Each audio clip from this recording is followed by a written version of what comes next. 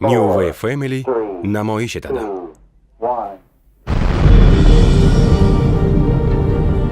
1975-yil 15-iyul Sovet ittifoqining 2 o'rinli Soyuz 19 tajriba fazo kemasi parvozi. Kema fazoga ilk xalqaro parvozni amalga oshirish uchun Yerdan koinot sari yo'l oldi.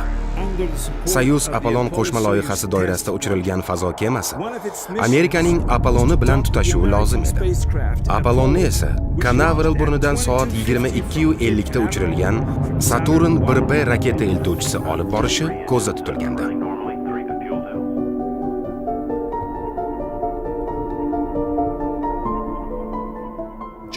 Parvozga tayyorgarlik Moskva va Hyustonda kechdi. O'sha kezlar Soyuz Apollon ekipaji a'zolari o'zaro yaqindan tanishib, bir-birlariga mehmonnavozlik ko'rsatishdi. Dam olish kunlarida oilaviy bordi-keldi qilishdi. Ekipaj a'zolari hammasidan ham hayratomuz bir holatni esdan chiqarmaydi. 1974-yili Soyuz Apollon dasturi bo'yicha so'nggi mashg'ulotlar payti kosmodromda Dick Slayton, Vance Brown, Tom Stafford, Eugene Cernan va Mitchell O'zbekistonga safar qilish istagini bildirishdi. Nima qilasizlar u yerda deb so'radik biz. Samarqandga borsak, Ulug'bek yashagan manzil makonlarni ko'rsak degandek deya javob berdi ular. Men Ulug'bekni insoniyatning favqulodda fenomeni deb bilaman. Zamonaviy astronomiyada fenomenlar kam. Tsiolkovskiy, Korolyov fenomeni, tavalludidan o'limiga qadar barcha tafsilotlardan boxabar inson sifatida Yuriy Gagarinni ham alohida e'tirof etaman. Ulug'bek esa o'rta asrlar dahosi, yaratganni nazari tushgan alloma.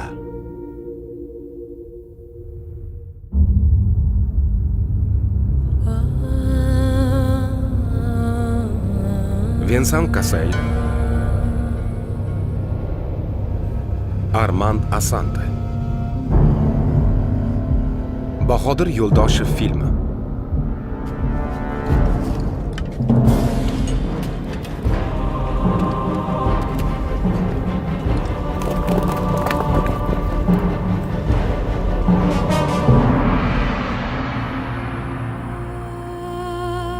Mirzo Ulug'bek, osmon toqiga qo'yilgan narvon.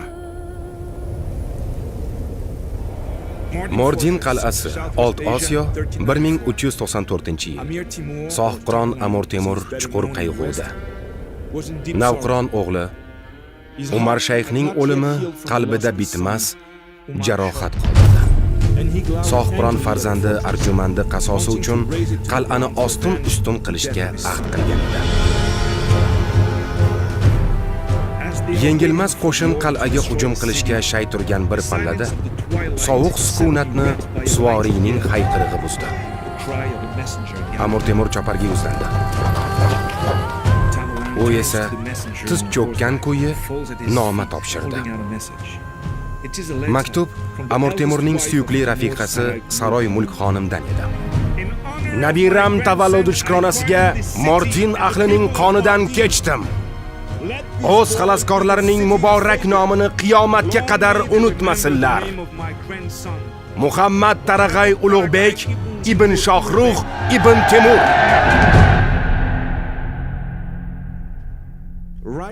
Ulug'bekning qadami qutlug' kelib, butun boshli shahar ahli avf etildi. 1972-yil mart. Titan 3 raketa eltuvchisining parvozi.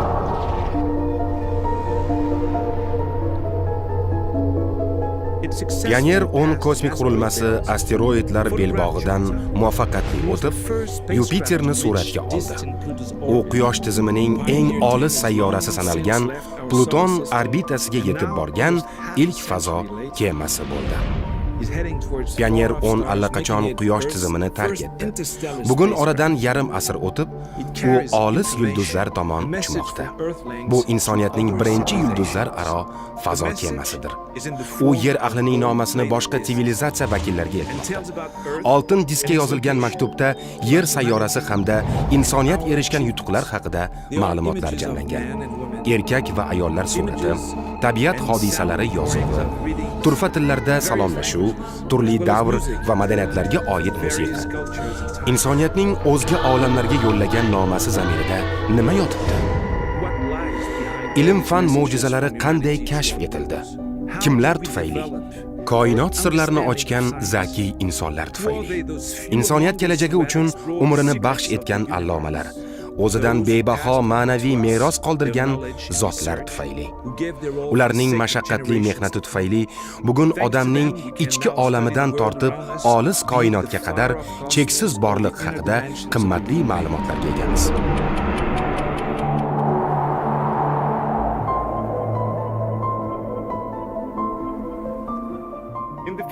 Bashariyat tarixidagi eng ulug' astronomlardan biri 15-asrda dunyo ahliga koinot sir asrori haqida xabar berdi.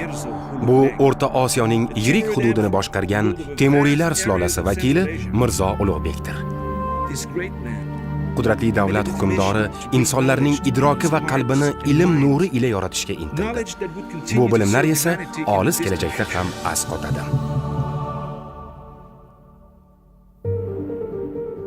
Galileo Galilei teleskopni ixtiro etishidan 150 yil avval Mirzo Ulug'bek saltanat poytaxti Samarqandda o'z davrining eng yirik astronomik asboblarini yaratdi. Ulug'bek Giparxdan keyin ilk bor shaxsiy kuzatuvlarga tayanib yulduzlar jadvalini tuzdi.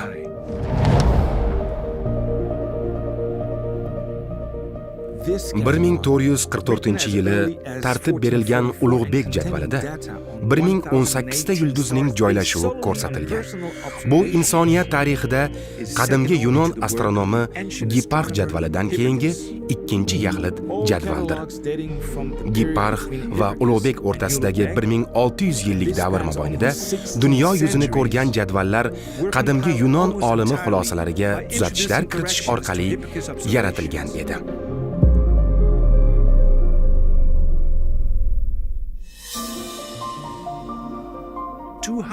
Buyuk alloma vafotidan 2 asr o'tib, u tuzgan yulduzlar jadvali Yevropaga yetib keldi hamda yuksak e'tirof va e'tibor qozondi. Atoqli astronom Jan Geveli 17-asrda Yevropada chop ettirgan yulduzlar osmoni xaritasiga bir gravyura ilova qilingan. Ramziy suratda turli davr va mamlakatlarda yashagan buyuk astronomlarning majlisi aks etgan. Ular Ptolemey, Tycho Brahe, Riccioli, Wilhelm IV, Jan Geveli va Mirzo Ulug'bek. O'sha davrda dindan o'z siyosiy maqsadi yo'lida foydalanishga uringan ayrim mutaassiblar ham bor edi. Mirzo Ulug'bek esa ilm ma'rifat deya toju taxtini xatarga qo'ydi. Zakiy olim va odil hukmdorning xizmatlari bois insoniyat o'sha davr yulduzlar joylashuviga oid aniq ma'lumotlarga ega bo'ldi.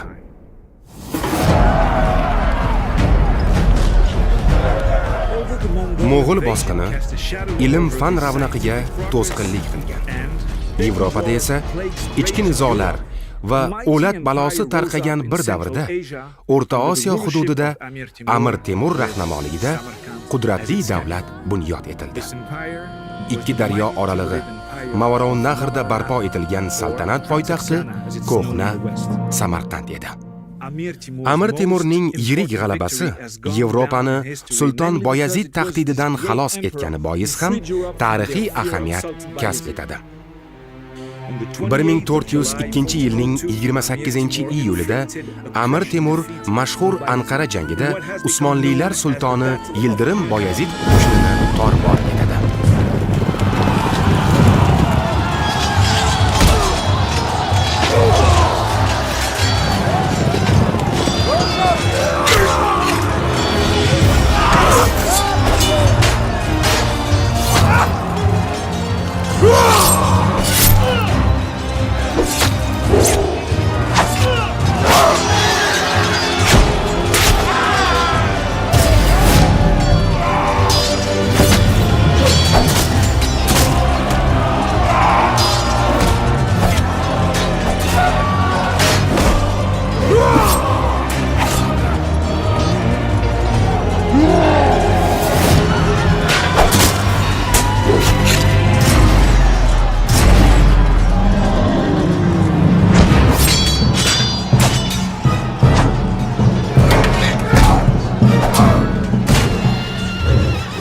jangda turk sultoni asir tushadi.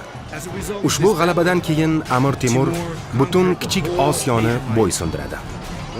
Boyazidning mag'lubiyati Usmonlilar davlati jadal taraqqiyotini bir necha 10 yil ortga suradi.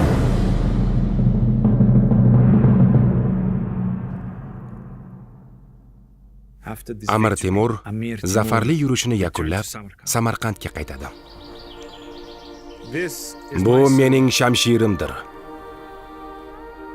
Uni suyukli nabiram Ulug'bek Bahodirga hadya etaman. Nabiram davlatim tayanchi va suyanchi bo'lgay. Umidim shulki, u ham men kabi ushbu shamshirga munosib egalik qilgay. Men bu bebaqo dunyoda barcha maqsadlarimga erishdim. Nabiramga ham ana shunday saodat nasib etsin. Ulug'bek Sohibqironning ikkinchi o'g'li Umar shayxning vafotidan keyin dunyoga keldi. Amir Temur buni Allohning inoyati deb bildi. Zero Tangri foniy dunyoni tark etgan farzandi badaliga unga nabira bergan edi. Shu bois ham Amir Temur Ulug'bekka boshqa nabiralarga qaraganda ko'proq mehr qo'yadi. Bolaligidanoq unga alohida iltifot ko'rsatadi. Suyukli nabirasiga ismi jismiga monand bo'lsin deya Ulug'bek ismini bergan ham Sohibqironning o'zi edi. Ulug'bek har jihatdan to'kis tahsil ko'rdi. Adabiy uslublar nazariyasini puxta egalladi. Kuchli quvvai hofiza egasi bo'lgan shahzoda arab, fors tillarini mukammal o'rgandi. Turkiy she'riyatga mehr qo'ydi. Samarqandning musaffo osmonini yorqin yulduzlar aslo tark etmasin deya takrorlashni xush ko'rar edi Sohibqiron. Amir Temur olimu fuzalolar bilan uzoq suhbatlar qurar edi. Ilm, fan va ijod ahliga homiylik qilgan hukmdor davrida peshqadam olimlar yetishib chiqqani ham bejiz emas. Bobosining ilm majlislarida qatnashgan shahzoda Ulug'bek esa yillar o'tib zakovati ila olamni lol qoldiradi.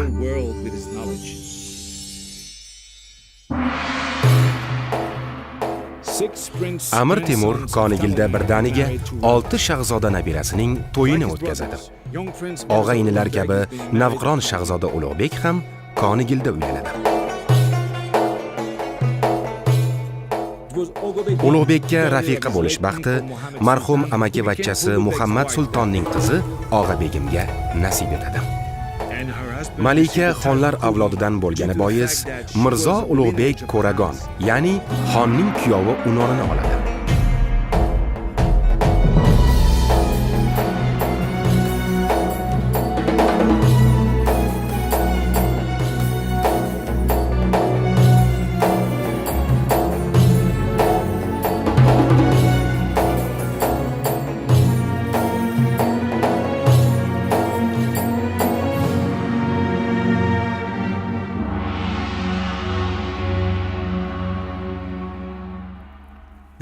Samarqandni Samarqand qilgan Go'ri Amir, Bibi xonim, Registon kabi Temuriylar sulolasi va ulardan keyingi davrlarga oid muazzam obidalardir.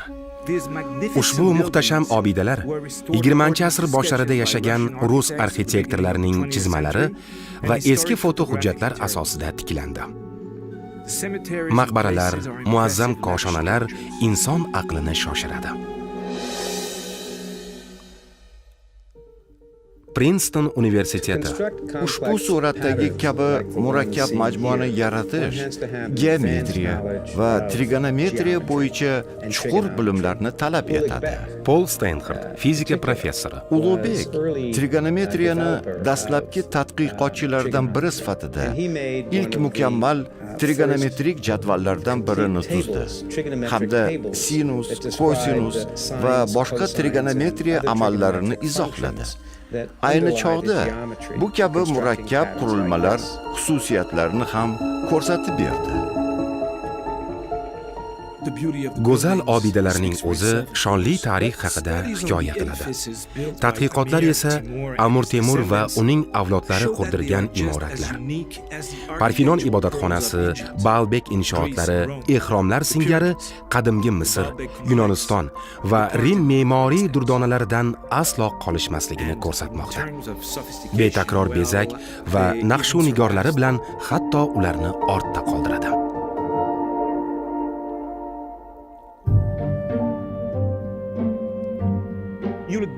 Umrini astronomiya rivojiga bag'ishlagan Ulug'bek 15-asrda dunyodagi eng yirik rasadxonaga asos soldi. Mohirlik bilan o'rnatilgan sudsi faxriy, ya'ni sekstant o'ta aniq ilmiy xulosalar omili bo'ldi. Bu musulmon astronomiya ilmining yuksak cho'qqisi edi. Asrlar mobaynida Ulug'bek rasadxonasi qayerda joylashgani tarixchilar uchun jumboq bo'lib kelgan. 1908-yilda rus qadimshunosi Vasiliy Vyatkin ko'p yillik mashaqqatli izlanishlardan keyin tarixiy hujjatlarni sinchkovlik bilan o'rganib, xarobalar orasidan rasadxona qoldig'ini topdi. Bu olamshumul kashfiyot edi.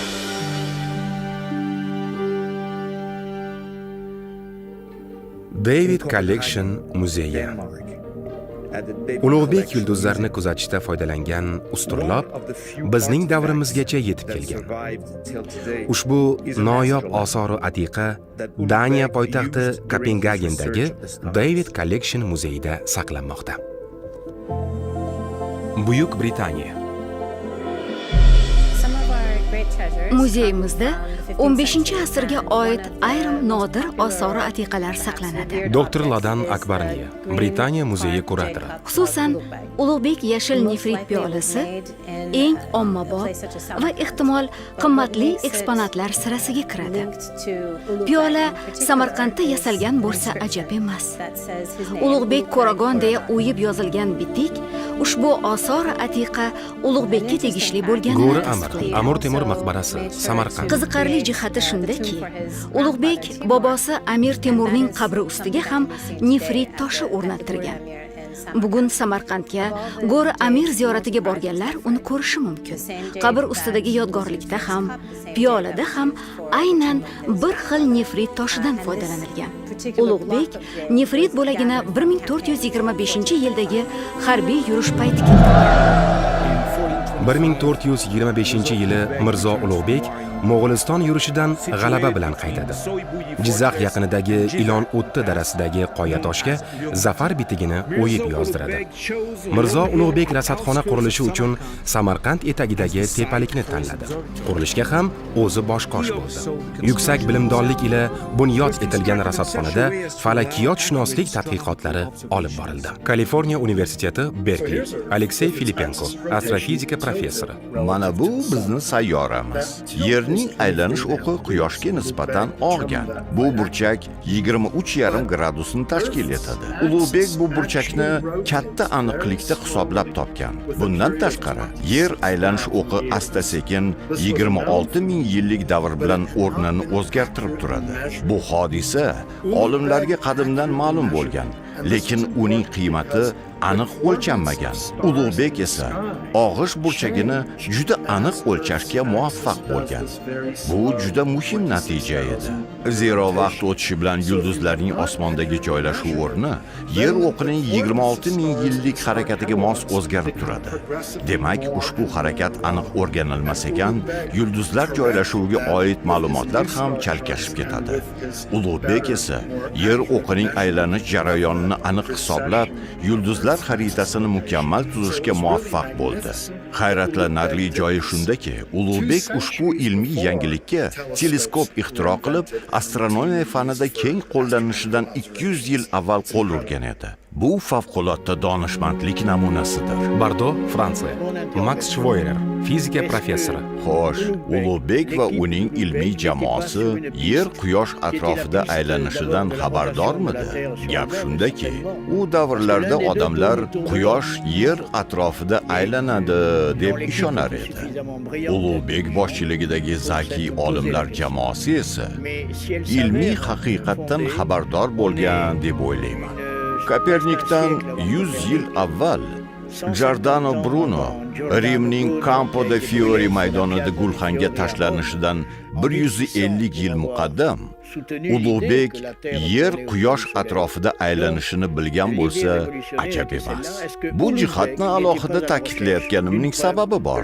Chunki bu ilmdagi o'ta muhim masala sanaladi. Afsuski, Ulug'bekning Istanbuldan topilgan jadvallarda buyuk astronomning bu boradagi izlanishlari xususida aniq ma'lumotlar yo'q. Ulug'bek tuzgan jadval Ziji Sultoniy, Ziji Ko'ragoniy, Ulug'bekning falakiyot jadvali, Sultonning yangi falakiyot jadvali kabi nomlar bilan mashhur. Utrecht universiteti, Niderlandiya, Robert Gerry van Gent, Utrecht universiteti professori. Ulug'bekning falakiyot jadvali eng so'nggi yirik yulduzlar jadvallaridan biri sanaladi. Musulmon falakiyotshunoslari avval ham bunday jadvallarni tuzganlar, ammo Ulug'bek tartib bergan jadval eng yirik jadvallardan biri bo'lgan deyish mumkin. Qolaversa, ma'lumotlar shu qadar mukammal ediki, keyinroq astronomlar undan keng foydalanishdi. Ular mohiyatan jadvalni o'z hududiga muvofiqlashtirdi xolos. Demak, Ulug'bekning jadvali hamisha qimmatli manba bo'lgan. Yevropalik astronomlar 17-asrda ham Ulug'bek jadvalini tadqiq etishdi. Albatta, bu davrda Yevropa astronomiya ilmi boshqa o'zanda rivojlanayotgan edi. Ammo qimmatli manba deb hisoblangan risola o'sha davr ilm tili lotinchaga o'girildi. Shu tariqa Ulug'bek jadvali nafaqat musulmon falakiyoti, 17-asr Yevropa astronomiya ilmiga ham ta'sir ko'rsatdi. Côte d'Azur observatoriyasi.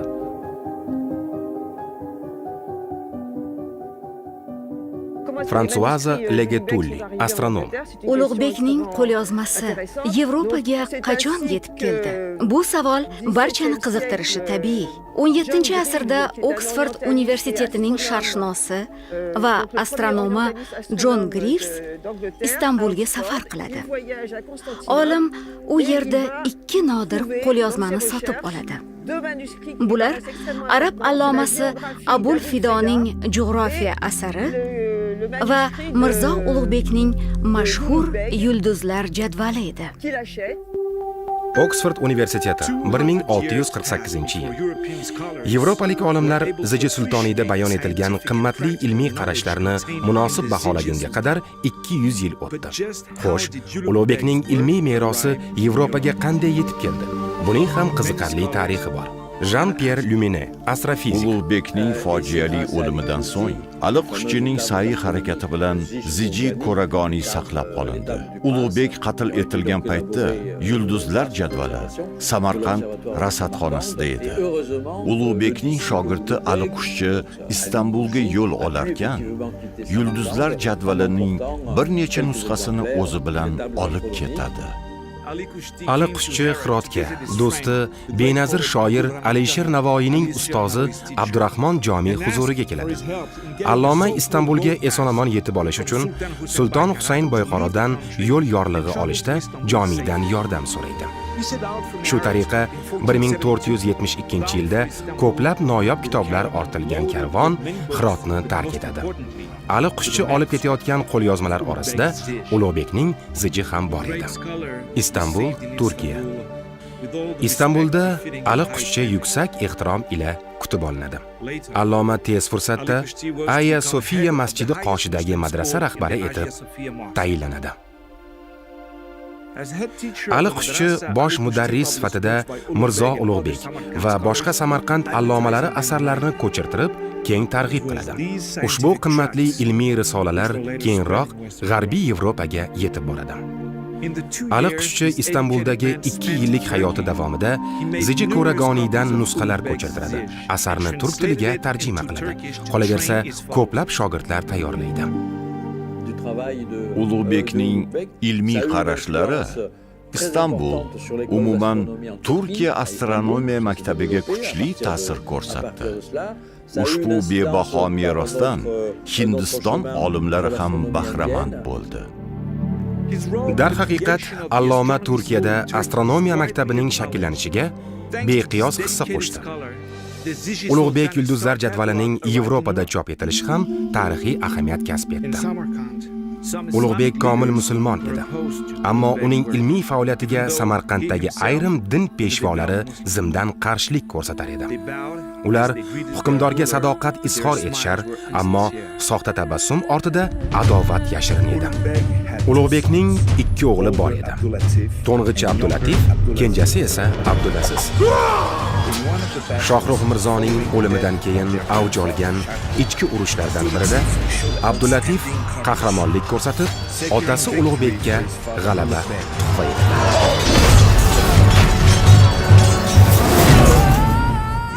Ammo fathnoma kenja o'g'il Abdulaziz nomidan e'lon qilinadi. Bundan esa Abdulatif qattiq ranjiydi. O'g'li mamlakatni xarob etishini sezgani bois Mirzo Ulug'bek unga qarshi choralar ko'rishga chog'lanadi. Qalbi toju taxt havasi bilan to'lgan Mirzo Abdulatif ham bu yo'lda barcha tadbirlarni ishga soladi. Ulug'bek ham, Abdulatif ham munajjimlik ilmidan voqif bo'lgani sababli har ikkisi o'z burjiga boqadi. Burjar esa ota va o'g'il bir-biriga xatar tug'dirishidan xabar beradi. Falakning gardishi bilan ota va o'g'il g'anim bo'lib qoladi. Ota o'g'lining yaramas odatlaridan iztirob chekar, o'g'ilning ko'zini esa kibru havo ko'r qilgan edi.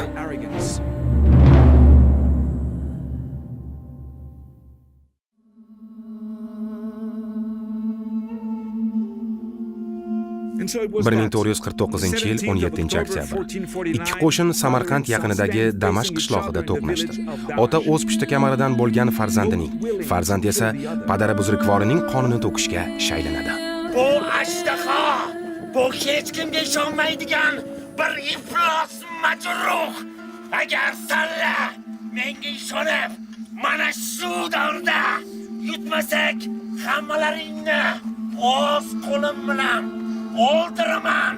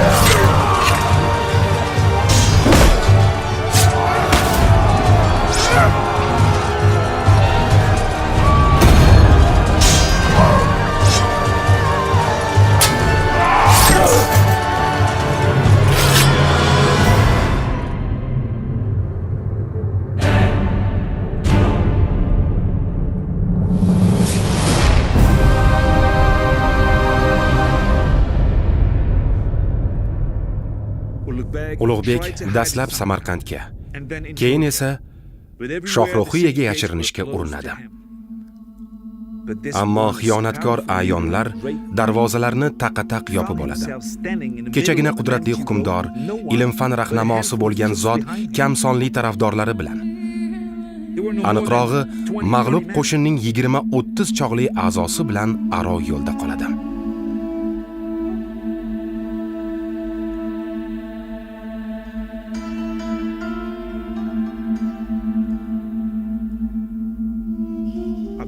Abdulatif otasini Makkaga muborak haj ziyoratiga yuborishni ixtiyor etadi.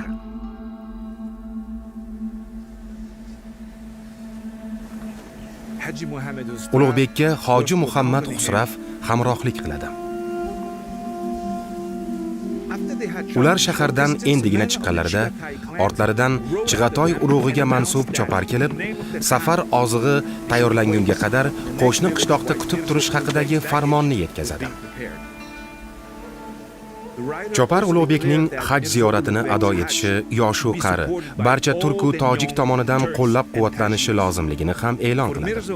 Mirzo Ulug'bek o'g'lining kutilmagan qaroridan ranjib, bir muddat qo'shni qishloqda kutishga majbur bo'ladi. Havo sovuq edi. Ulug'bek gulxan yoqish va taom hozirlashni so'raydi. Xonimonidan ayrilgan sobiq hukmdor gulxanda qo'lini isitib o'tirarkan, ittifoqo uchqun otilib, uning oq po'stini etagiga tushadi. Po'stin lov etib yona boshlaydi. Ulug'bek beixtiyor qismatimni sen ham bilding-a deb xitob qiladi.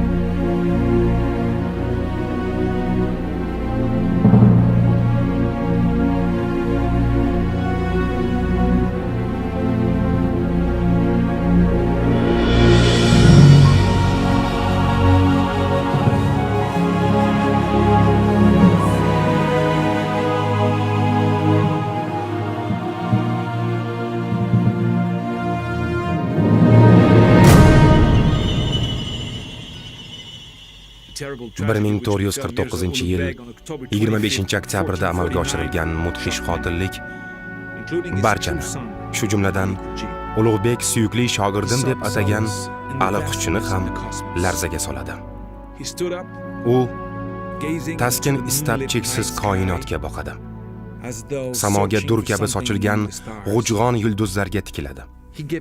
U birdan sokin tortib, beixtiyor Qur'oni Karim oyatlarini shivirlab o'qiy boshlaydi. Bismillahir-rohmanir-rohim. Oyati karimalar qalbiga taskin berar. Takbir aytgani sari ruhan tetklashar edi. Allohu akbar. Allohu akbar.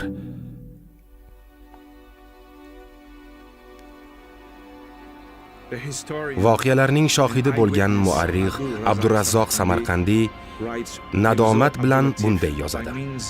Mirzo Abdulatif hiyla nayranglarni ishga solib, padara buzrukvorini qatl ettirdi va qiyomatga qadar tavqi la'natga qoldi.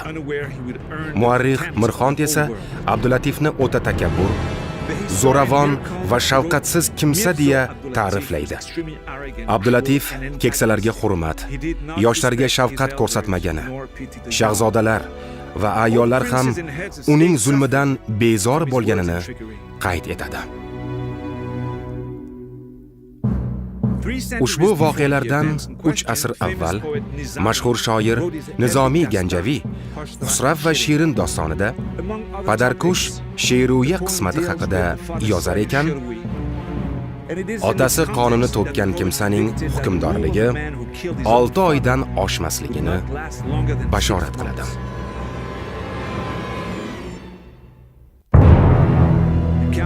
Davlat kengashi Abdulatifni taxtdan mahrum etish haqida qaror qabul qiladi.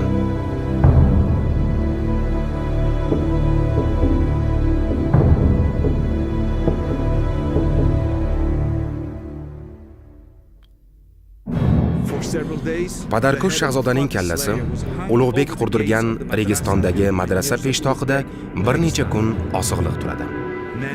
Yoshu qari, ayollar va bolalar, turli toifa odamlar Padarkushni toshbo'ron qiladi. Olomon orasida Ulug'bekning sadoqatli shogirdi Ali Quchchi ham bor edi. Mirzo Ulug'bek 38 yil taxtda o'tirdi. 38 yil ulkan mamlakatni idora etdi. Shundan 30 yilini ilmu ma'rifatga bag'ishladi. Ma'rifatparvar hukmdor goh zafar nash'asini surdi, goh qismatning alamli sinovlarini tatib ko'rdi. Yulduzlar sirlarini ochgan mutafakkir yaqinlarning xiyonat va adovatiga duch keldi. Amir Temur Samarqandda benazir inshootlar, kelajak obidalarini bunyod etdi. Nebaxtki nabirasi Ulug'bekning orzulari ham ana shu shaharda ro'yobga chiqdi. Amir Temur asos solgan ma'rifiy makonda 15-asrda nabirasi dunyodagi eng ulug' rasadxonani barpo etdi. Toshkentda Amir Temurga o'rnatilgan yodgorlik Sohibqironning samoga intilib turishida ramziy ma'no bor. Zero uning alloma nabirasi ko'hna yulduzlar ostida hamon o'z yulduzlar kitobi ustida izlanayotir.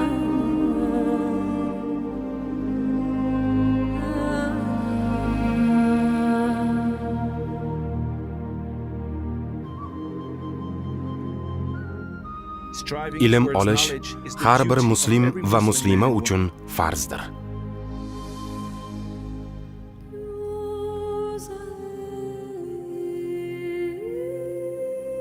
Mirzo Ulug'bek. Osmon toqiga qo'yilgan narvon. Rejissyor Bahodir Yo'ldoshev. Ssenariy mualliflari Bahodir Yo'ldoshev, Abror Xidirov, Shuhrat Egamberdiyev. Prodyuser Azat Jabekov. Ijrochi prodyuserlar Lola Karimova, Temur Tillayev. Tasvirchi Bahodir Yo'ldoshev. Bastakor Vladimir Afanasyev.